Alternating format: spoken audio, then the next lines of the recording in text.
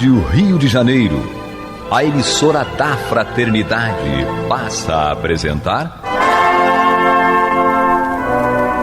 Luz na Penumbra, programa que leva ao seu coração a mensagem da doutrina espírita.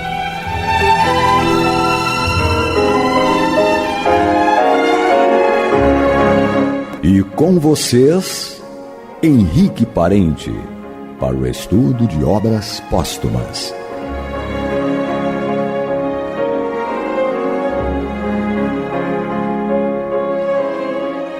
Amigo ouvinte, a todos aqueles que estão aqui sintonizados com as ondas da Rádio Rio de Janeiro, aqui me encontro mais uma vez, eu, Carlos Henrique Parente, diante desses microfones sagrados, e aqui nos encontramos para repensar muitas coisas, né, através das informações que nos chegam.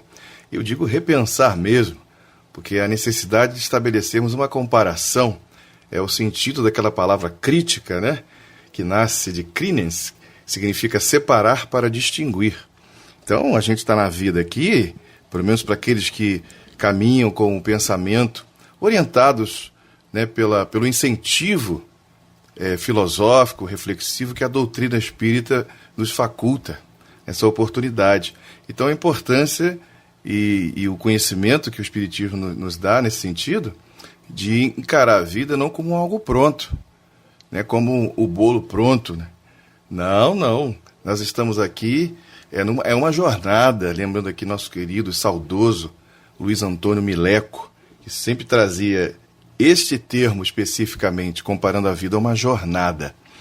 Então estamos no meio de uma jornada, num processo de desenvolvimento, de autodescobrimento, do descobrimento de outras coisas que estão além de nós. Então nada aqui está pronto. Por isso que necessitamos da vida, da encarnação, das muitas encarnações dentro de um processo pedagógico chamado reencarnação, ou seja, a gente voltar à carne, voltar à existência física, material, para que o impacto dessa relação espírito e matéria possa despertar em nós uma consciência mais profunda a respeito da nossa própria natureza, e um conhecimento mais profundo a respeito da nossa própria natureza, que a gente desconhece. Porque não é uma questão de alguém dizer para nós, não adianta somente um espírito superior dizer para nós as coisas. É preciso que a gente mesmo compreenda, sinta em si mesmo as mudanças e transformações. E aí é que a gente verifica que não é fácil. Aqui não é uma brincadeira, mas podemos brincar. A vida não é séria a ponto de a gente ficar sisudo, fechado, né, e só trabalhando, malhando ali todos os dias para nos tornarmos pessoas melhores. E dessa maneira talvez a gente até atrase a nossa evolução. É preciso ter alegria dentro de nós. E isso o cristianismo é fundamental. Ele ensina para nós muito a respeito disso, de um estado de constante alegria, ou como, né, aqueles grandes homens da história aqui, o Tutu, né, Desmond Tutu, que faleceu há algum tempo, que é um arcebispo, e também o Dalai Lama, eles escreveram um livro chamado Contentamento, que possamos ter em nós um estado de contentamento, quando, em meio às adversidades e todas as dificuldades da vida, possamos nós entender que tudo isso faz parte de um processo, que nada está pronto, que tudo está em movimento, se transforma. E quando a gente pensa na concepção de Deus que Jesus traz para nós, tudo fica diferente. Porque a gente poderia dizer assim, tudo está em movimento, sim, tudo está em constante mudança, mas a impressão que dá é que está tudo muito ruim, muito confuso, tudo misturado, e aí constrói na própria mente uma imagem do futuro completamente distorcida, completamente negativa, como alguns gostam de dizer. Então isso traz o quê? Infelicidade. Então isso não combina com o conceito de Jesus para a vida. Quem caminha por aí não está caminhando com Jesus. Então, quando a gente pega os conceitos cristãos que falam de principalmente de alegria, de contentamento, voltando aqui à palavra, que ela é mais específica e até mais profunda do que a própria palavra felicidade, que é um conceito que a gente vai conquistar, mas o contentamento é quando a gente observa e sente a vida nesse estado de gratidão, de alegria, de prazer, para que essas coisas todas possam nos trazer forças para que a gente possa superar as dificuldades, porque, como disse, não é fácil desenvolver em nós as aptidões de um espírito mais elevado. Não é fácil a gente passar pelas agruras da vida, né? E vai variar de pessoa para pessoa, aquilo que lhe aperta mais no calo, né? Então, vai variar, mas todas elas são difíceis de superar.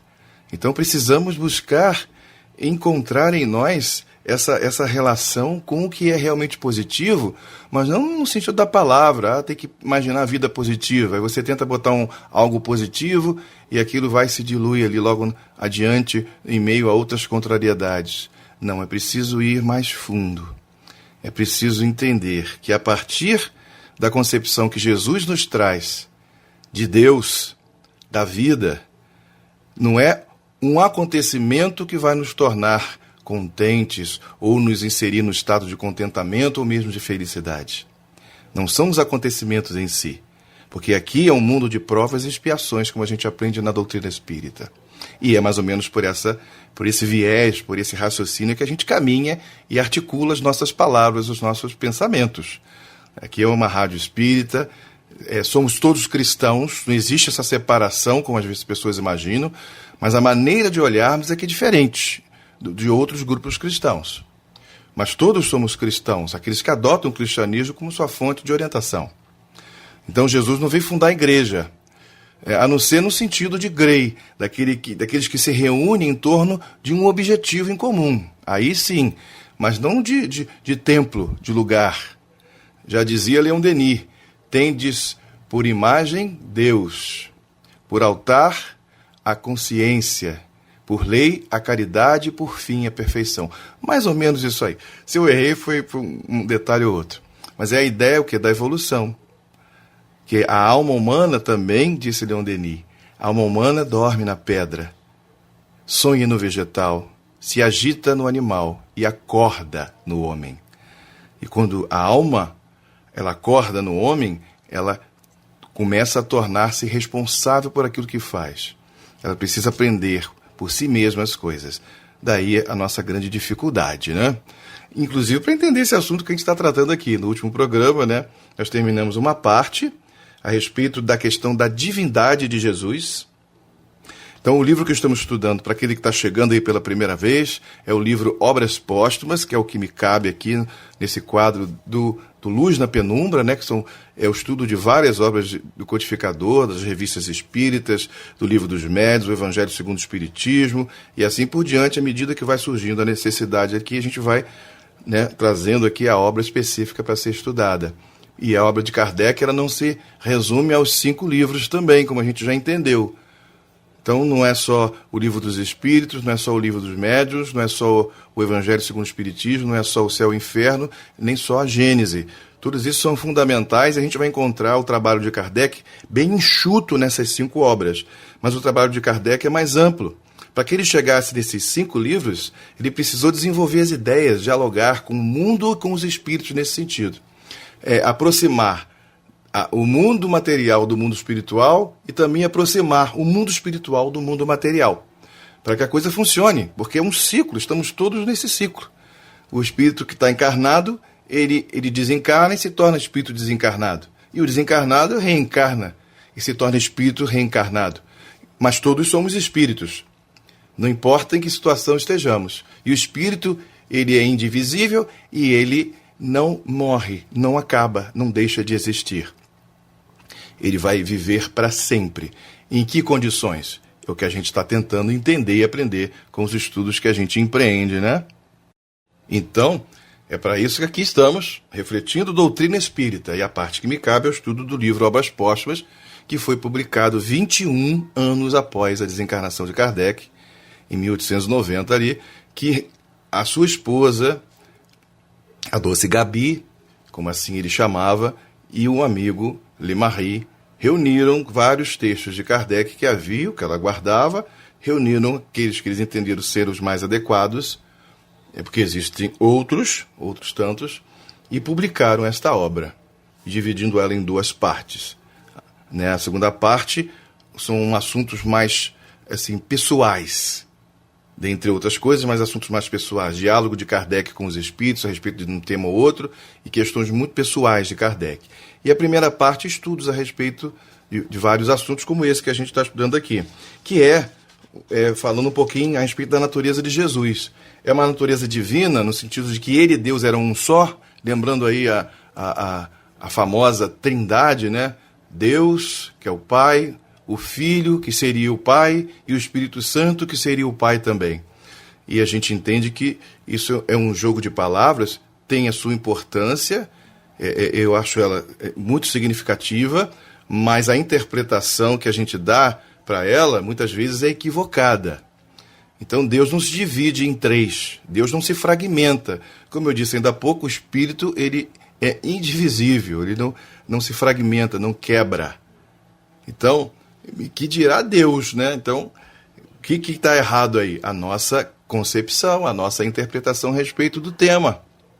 Então, quando a gente pega a figura de Deus, a própria doutrina espírita estabelece uma trindade, né, que eles chamam de trindade universal, porque isso facilita, às vezes, os conceitos. É como se fosse uma matemática, né?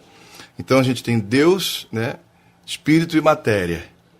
Essa é a trindade que a doutrina espírita estabelece. Mas não é uma trindade igual a essa mística que as pessoas interpretam assim.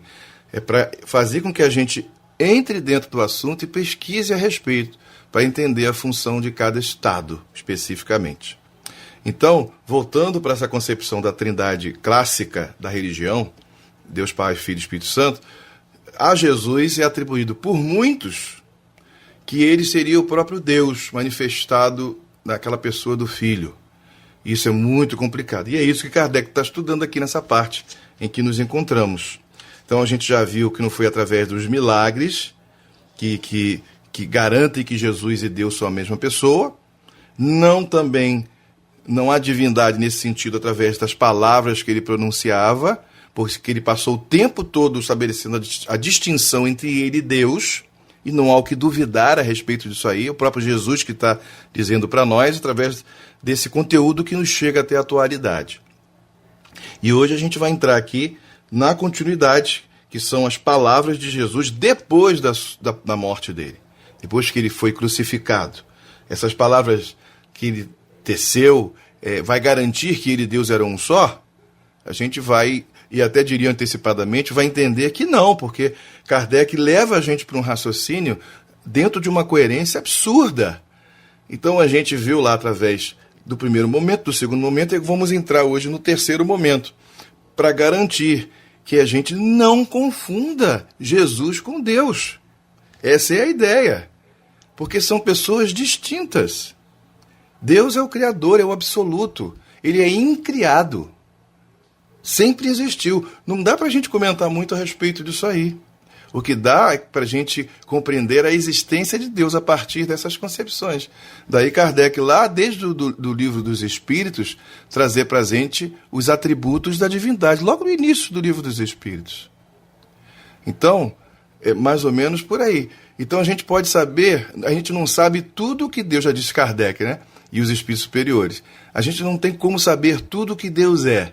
O que a gente tem são alguns atributos que conferem a Deus aquilo que ele mostra ser. Então, a gente não pode saber tudo o que Deus é. Mas aí Kardec diz o seguinte: mas a gente sabe muito bem, ou pode saber muito bem, aquilo que ele não pode deixar de ser.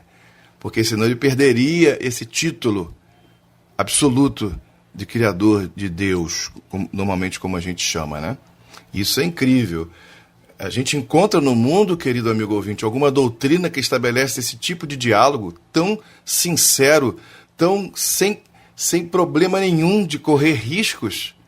Eu acho que difícil ainda a gente encontrar no mundo uma doutrina que estabeleça esse senso de coerência e, ao mesmo tempo que zela por uma consciência sã, traz para a gente a oportunidade de liberdade, da gente buscar, caminhando com outros, junto a outros pensadores que vieram antes, os da atualidade, e estabelecemos uma comparação, para que a gente não caia no mesmo erro de outros cristãos que transformaram a sua crença comum numa espécie de dogma, onde fora disso não há salvação, onde fora daqui do livro, fora da pessoa que está falando, não é nada disso. O Espiritismo não ensina isso.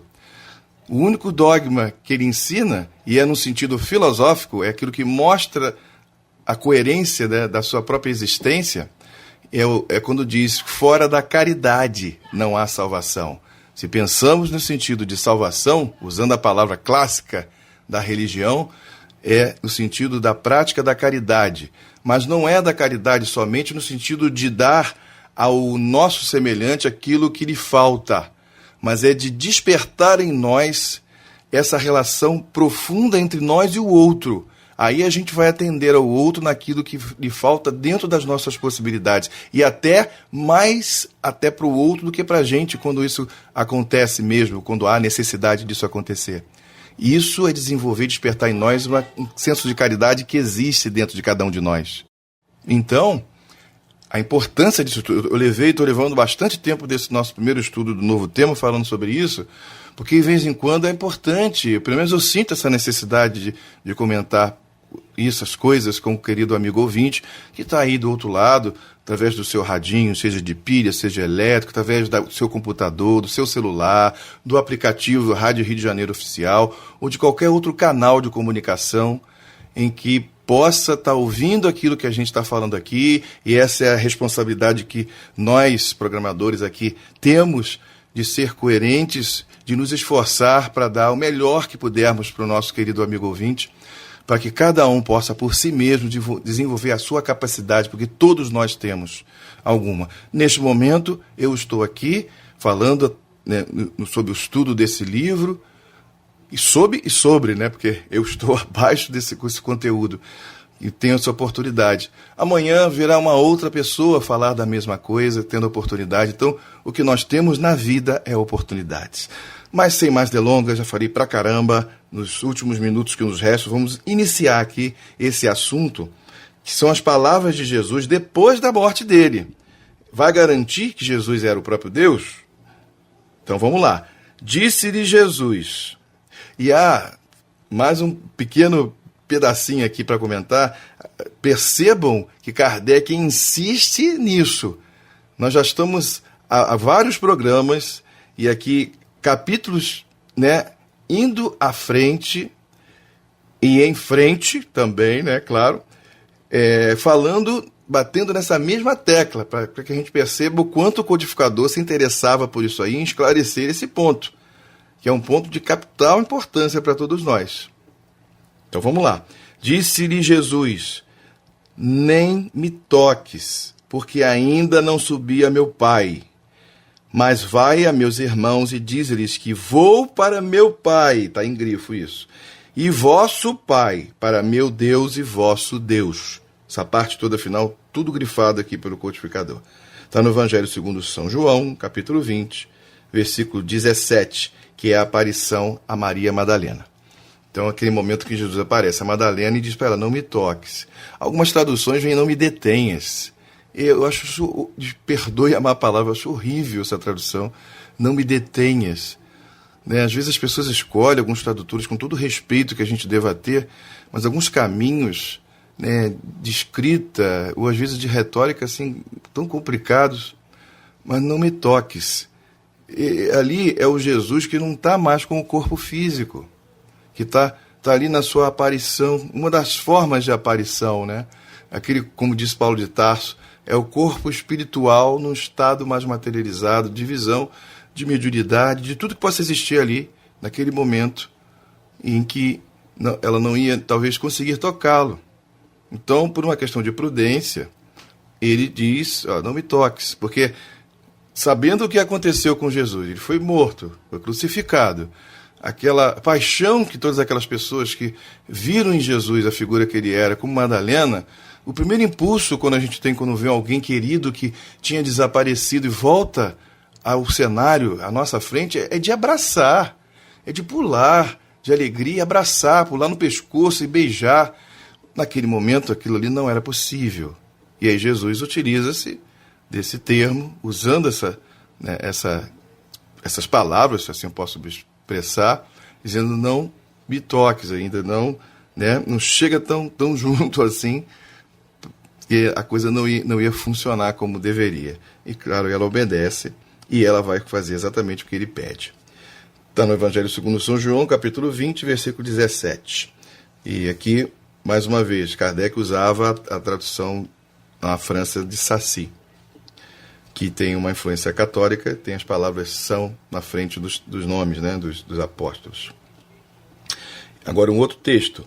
E chegando Jesus, lhes falou dizendo: tem-se-me dado todo o poder no céu e na terra.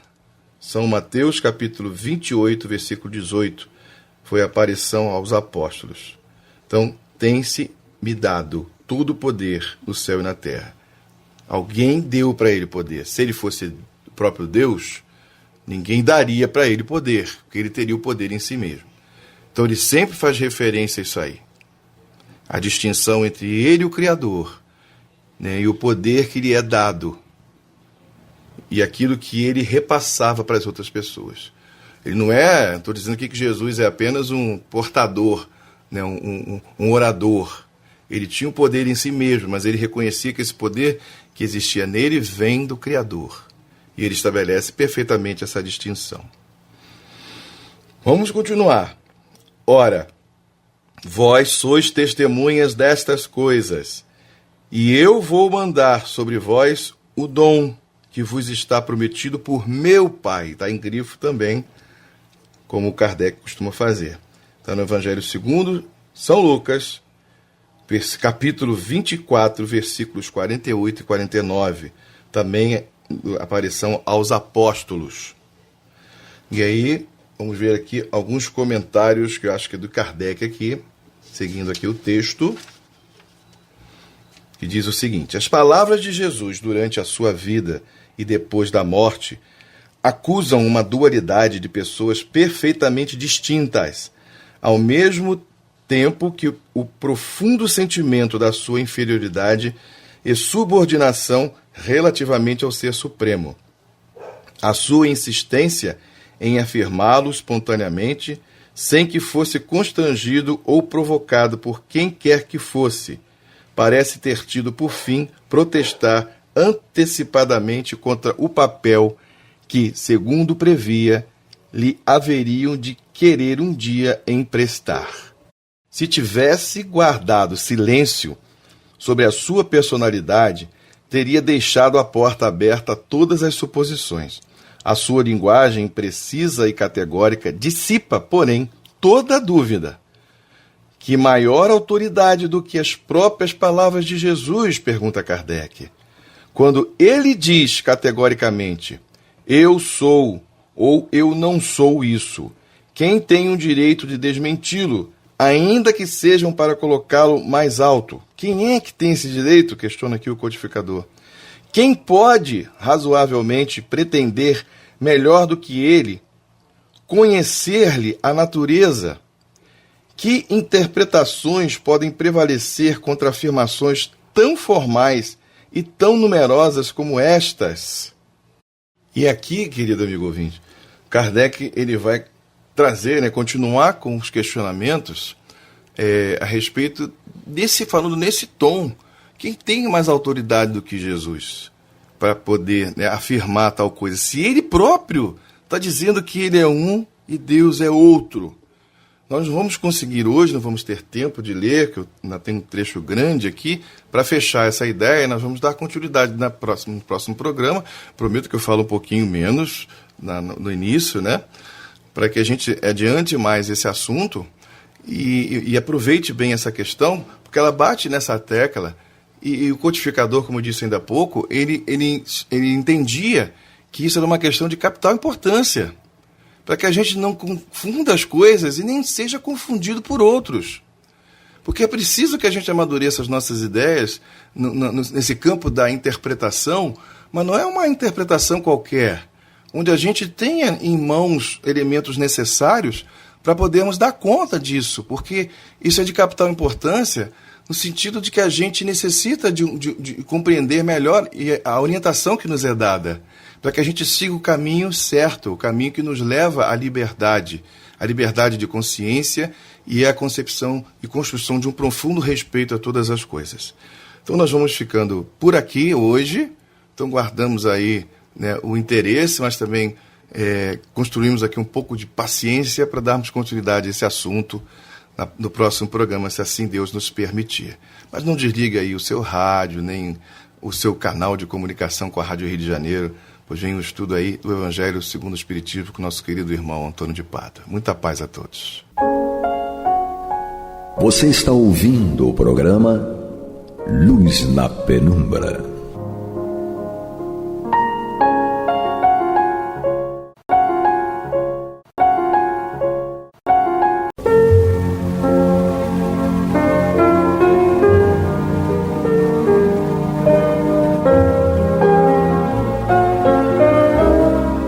Rádio Rio de Janeiro está levando ao seu lar e ao seu coração a mensagem consoladora da doutrina espírita, através do programa Luz na Penumbra.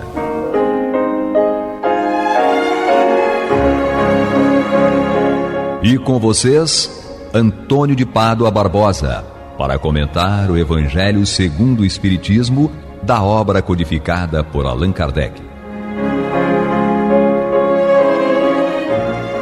Olá, meus amigos, muito boa noite. Estamos aqui mais uma vez dando continuidade ao programa Luz na Penumbra, no qual nós estudamos o Evangelho segundo o Espiritismo de Allan Kardec. Nós estamos em seu capítulo 9, Bem-aventurados os que são mansos e pacíficos. Agora nós vamos estudar as instruções dos Espíritos, as mensagens enviadas pelos nossos espíritos amigos. No item 6, o primeiro tópico, e tem o título A Afabilidade e a Doçura. É uma mensagem de Lázaro, em Paris, 1861.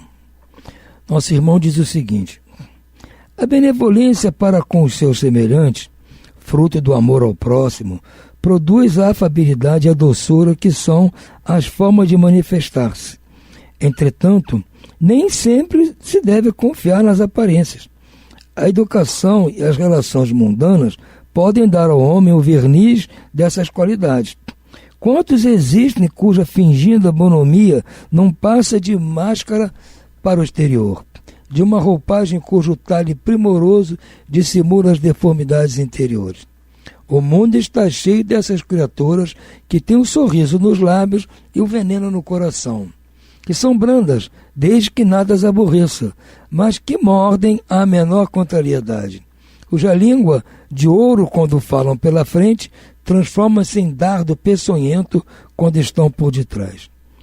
A essa classe também pertencem esses homens de exterior benigno que, tiranos domésticos, fazem que suas famílias e seus subordinados lhe sofram o peso do orgulho e do despotismo, como se quisessem compensar o constrangimento que, fora de casa, se impõe a si mesmo. Não se atrevendo a usar de autoridade para com os estranhos, que o chamariam à ordem, querem pelo menos fazer-se temidos daqueles que não lhe podem resistir. Envaidecem-se de poderes e que podem dizer: aqui mando eu e sou obedecido, sem se darem conta de que poderiam acrescentar: e sou detestado. Não basta que dos lábios manem leite e mel. Se o coração, de modo algum, lhe está associado, só há hipocrisia. Aquele cuja afabilidade e doçura não são fingidas nunca se desmente. É o mesmo tanto em sociedade como na intimidade.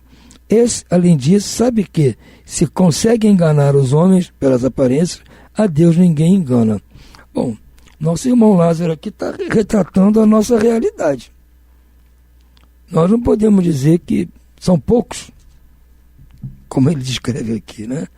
Como diz aqui, a pessoa que tem a aparência da afabilidade, da doçura, mas isso é um verniz que passou em si, é uma roupa bonita para encobrir como está por dentro. São pessoas que, como ele diz aqui, que fora de casa faz um esforço enorme para se mostrar gentil e afável, mas dentro de casa ou dentro do seu trabalho, quando é um chefe ou proprietário, age com tirania, com violência, com grosseria. Quando tem que estar aqui fora, que são forçados pelas circunstâncias a não ser assim, tem muita dificuldade, é um tormento para eles esse fingimento. Não conseguem, às vezes, ser totalmente, às vezes até escapam, e as pessoas pensam, puxa, mas como pode parecer ser tão gentil e de repente, porque não consegue resistir a essa situação interna. Então, como ele está dizendo aqui, não basta que dos lábios manem leite e mel, se o coração de modo algum lhe está associado só à hipocrisia. Não adianta saírem palavras bonitas da boca se o coração ainda está cheio de maldade.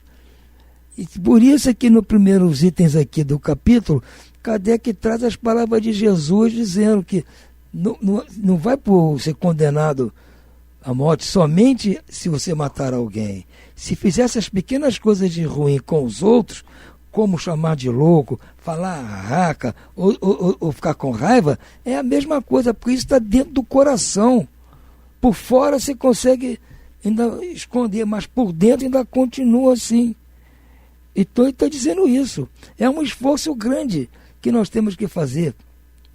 São aquelas pessoas que na sua frente falam bem, agora por trás falam mal. E aquelas pessoas somos nós, não é ninguém do planeta Marte, da Lua, não é ninguém de lá, somos nós aqui. Então nós temos que cuidar de nós, fazer tudo para nós não nos enquadrarmos nessa categoria trazida aqui pelo Lázaro. Que volta e meia nós vamos nos pegar assim, vamos ver que nós estamos fazendo algo parecido e temos que nos policiar para fazer cada vez menos. Engolindo sapo aqui, outro ali, mas vamos segurar nossa onda. Temos que nos tornar mansos e pacíficos para herdar a terra. Então não podemos fugir disso. Se nós já reconhecermos que estamos agindo assim, eventualmente em casa ou no trabalho, porque na rua já acho que nós não fazemos, nós já avançamos esse ponto. Na rua nós temos educação e tal. Mas em casa, ou com as pessoas que trabalham para nós, ou com alguns amigos mais chegados, a gente age mais solto. E aí faz essas coisas, gente. Eu estou me incluindo nisso, eu não estou falando de vocês, falando de mim. Eu também faço isso. Volta e meia, sai uma bobagem lá qualquer, eu tenho que ficar depois, ou eu tenho que pedir desculpa à pessoa a quem eu causei esse transtorno, ou pedir desculpa a Deus. Vai me ajudar a mandar alguém para ficar me segurando na hora que eu tiver que fazer uma bobagem dessas. Me esforço, porque eu sei que eu sou ainda um ser humano falível, com dificuldades, que as pressões da vida às vezes impedem que a gente consiga frear dentro de si esse ímpeto. Porque nós vivemos num mundo conturbado ainda, a nossa terra ainda não é um paraíso dos mansos e pacíficos. Nós estamos sendo chuchados aí por um monte de situações. A nossa situação, da nossa sociedade aqui, do mundo todo, está terrível. E no nosso país, infelizmente, também está terrível. Na nossa cidade eu não preciso nem falar. Então nós estamos sendo testados. E é um esforço grande. De repente, essa situação que nós vivemos está nos ajudando a nós forçarmos a nós mesmos a não continuarmos com essas atitudes. Talvez se estivéssemos aqui numa boa, não íamos ter freio para essas nossas atitudes, não íamos ter um freio. Agora nós temos esse freio. Então nós temos que, lá fora eu não faço isso porque a coisa está complicada, então dentro de casa eu tenho que segurar também. Ah, mas você chegou em casa com a cabeça quente de um monte de notícia ruim, tragédias, acontece, então tem que chegar em casa, respirar fundo, sentar no sofá, agradecer a Deus, você chegou em casa inteiro, sem problema, e tratar bem as pessoas em casa. No trabalho, quando chegar lá, se você é o chefe, é o dono, quando vierem trazer a você coisas, notícias ruins, isso, aquilo, você respire, vamos com calma. Tá notícia ruim, fulano que ia pagar não pagou, o empregado tinha que chegar não chegou, entendeu? Choveu muito aqui, alagou a fábrica. Calma, vamos tentar resolver na boa, porque na ruim só vai piorar. É um esforço que nós temos que fazer, gente. É por isso que nós estamos estudando aqui o Evangelho. Porque Jesus trouxe isso há 2000 anos e nós passamos batido. Não entendíamos, fomos levados pelas circunstâncias que eram muito piores que hoje, gente. Vamos considerar que na época do Cristo a situação das pessoas era muito pior que hoje. Ainda melhorou muito, mas ainda continua ruim. Então nós temos que fazer a nossa parte para podermos herdar lá o reino de Deus, sermos chamados filhos de Deus, herdarmos a terra. Nós temos que fazer a nossa parte. E começando em casa com as pequenas coisinhas, no trabalho com as pequenas coisinhas, no dia a dia, no trânsito, na rua, procurar nos esforçarmos para não nos deixar levar pelo ímpeto da sujeirinha que está no nosso coração. Não deixar que aquele bichinho que está lá ainda pronto para se exaltar tome conta de nós. Nós temos que ser mais fortes que isso. Essa é a proposta do Lázaro. A mensagem seguinte do Espírito Amigo, em Le Havre, 1862, tem por título A Paciência.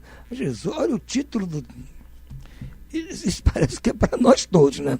Vamos ver o que ele diz aqui sobre a paciência, né? A dor é uma bênção que Deus envia a seus eleitos. Jesus, olha o que ele está dizendo. Não vos aflijais, pois, quando sofrerdes, antes bendizei de Deus onipotente, que, pela dor neste mundo, vos marcou para a glória no céu. Então está dizendo, vamos entender aqui, que a dor que Deus nos envia, a nós, os eleitos dele, é para nós uma bênção. Porque através dessa dor é que nós vamos nos transformar, gente. Se nós estivéssemos aqui numa boa de frozor, íamos continuar com as mesmas manias, os mesmos vícios, talvez não os muito grandes, porque sabemos que o outro lado, a quem nós agredíamos, podia reagir da mesma forma, aí o medo nos segurava, mas as pequenas coisinhas que faríamos, inclusive com aqueles que nos são mais fracos em relação a nós, seja em casa, seja no trabalho, subordinados, nós iríamos tocar fogo, porque nós não temos a dor para nos ajudar a segurar o nosso ímpeto. Sede pacientes. A paciência também é uma caridade e deveis praticar a lei de caridade instada pelo Cristo enviado por Deus. Então, ter paciência com as outras pessoas é uma caridade. Simples. Se nós queremos praticar a lei do amor e da caridade, uma das facetas da caridade é ter paciência com os outros. Eu estou me esforçando muito para atingir essa tal paciência. Então, para mim é muito fácil ler aqui, mas eu tenho certeza que, para mim, como para vocês, é difícil exercitar a paciência a esse ponto. Ter paciência com tudo. Eu sei o que é, tem que fazer, mas eu reconheço que é difícil. A caridade que consiste na esmola dada aos pobres é a mais fácil de todas. É o que eu falo sempre. A caridade, quando se limita a cifrão, é a mais fácil de se fazer. Todavia, existe outra muito mais penosa e, por conseguinte, muito mais meritória, a de perdoarmos aqueles que Deus colocou no nosso caminho para serem instrumentos do nosso sofrer e para provarem a nossa paciência. É exatamente isso, é pura verdade. Caridade pecuniária é mais fácil nós fazemos, gente, que nós só damos daquilo que não vai fazer falta. Então, não é complicado.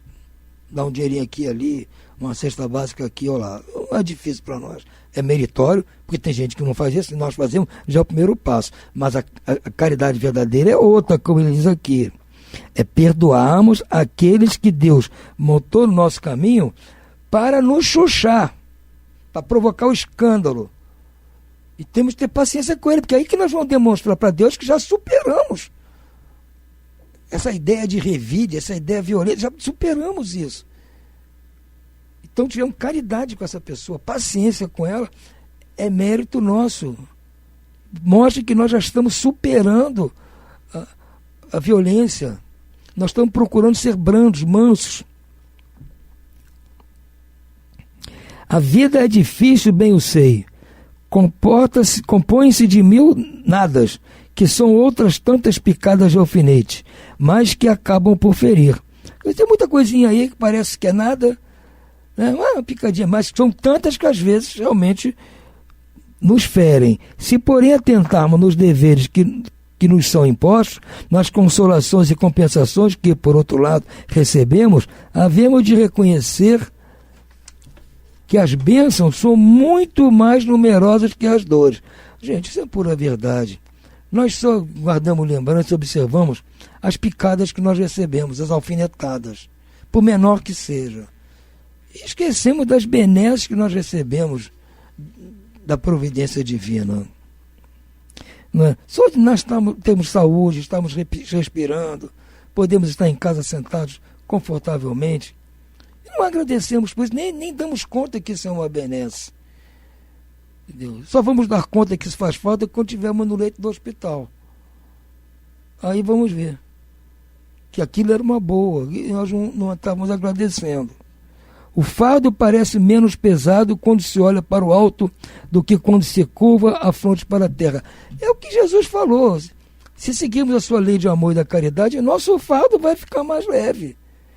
Porque nós vamos parar de olhar para baixo para ver o que está acontecendo, o que está complicado. Vamos passar a olhar para cima, para Deus, pedir perdão, orar.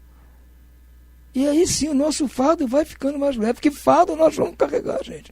Não dá para nos livrar dos nossos fardos agora, de uma hora para outra. Sabemos que vamos carregar isso por muitas encarnações ainda.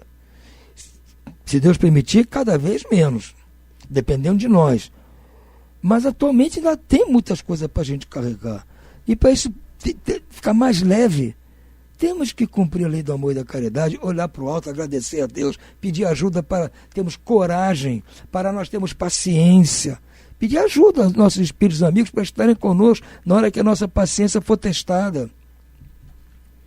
Coragem, amigos, o Cristo é o vosso modelo.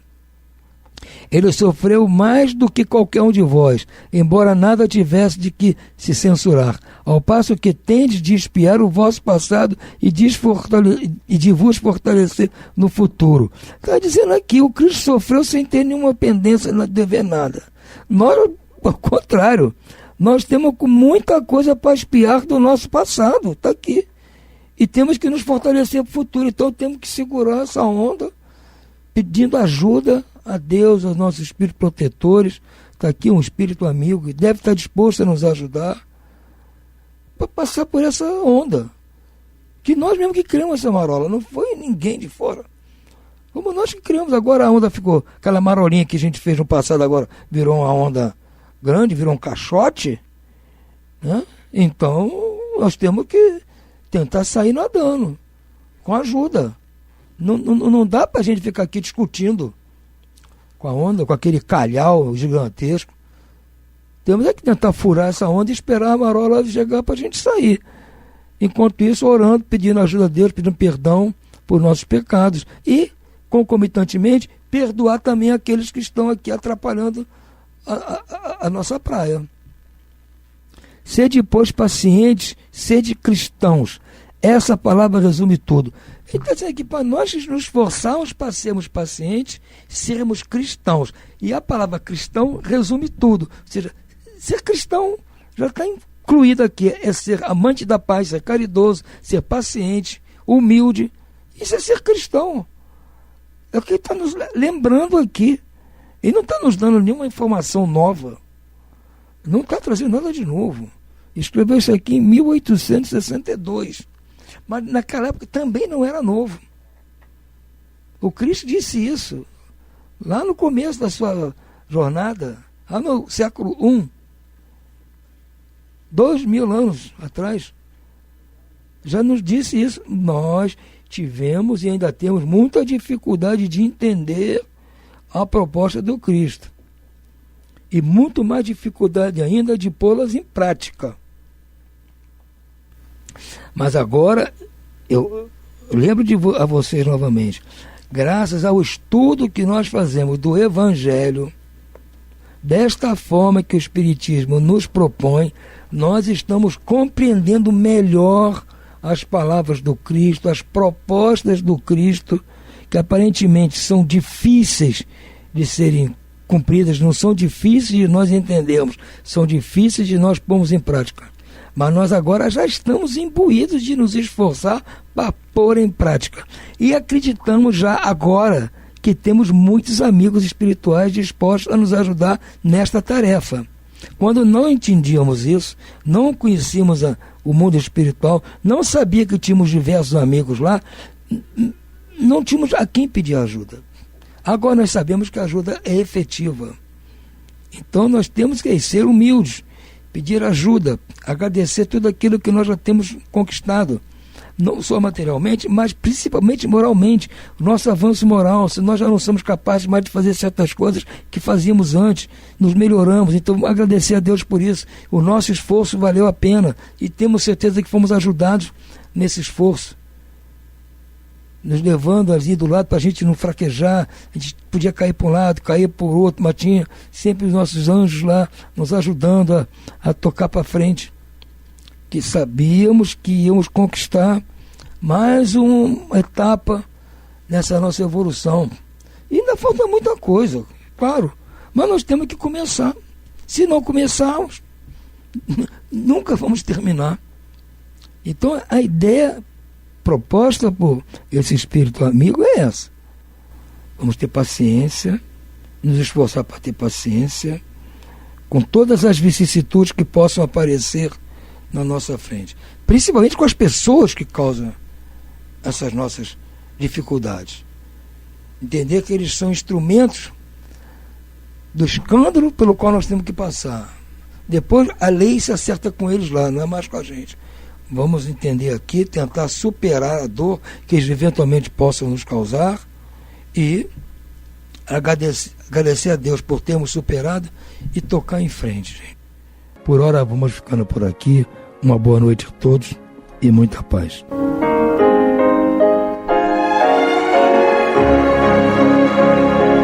E vamos ouvir agora a prece de encerramento de nosso programa, na voz de Geraldo de Aquino.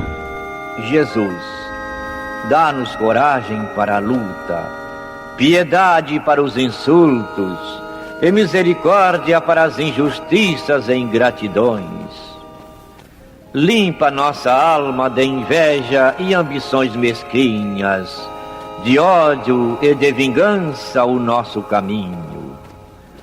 E que dentro em pouco, ao recolher-nos de novo ao calor do nosso leito, para que o sono nos dê a paz e o esquecimento das tristezas humanas, possamos sentir, Senhor, no mais íntimo de nosso ser, a doçura indefinível do Teu amor e a grandeza incomparável da Tua divina presença.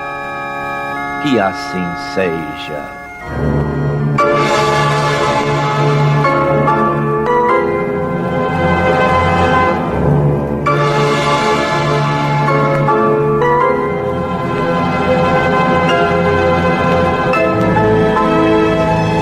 Acabamos de apresentar o programa Luz na Penumbra, que voltará a ser apresentado amanhã às 21 horas nesta emissora.